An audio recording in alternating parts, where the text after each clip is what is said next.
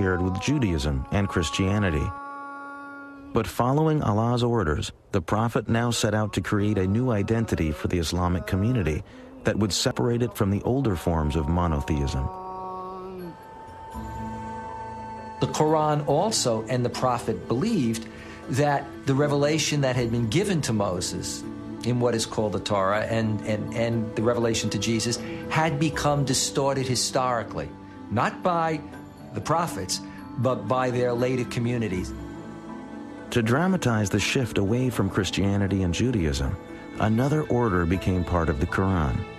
Muslims were no longer to face Jerusalem when they prayed. Forever after, God's faithful would pray facing Mecca and the Kaaba.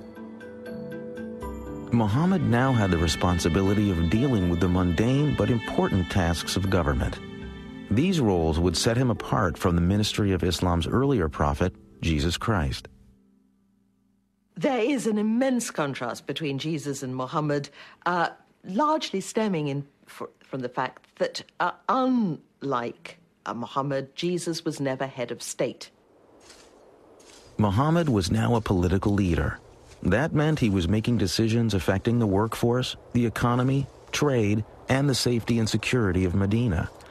To protect the struggling young community, Muhammad knew the basic politics of Arabia would need to change, and that meant the threat of the Quraysh would have to be met. Increasingly, Muhammad would turn to a solution the world has come to fear and all too often associate with Islam. He would turn to armed conflict.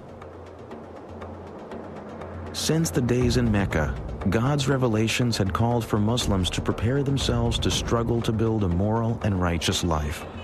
The Arabic word for this moral struggle is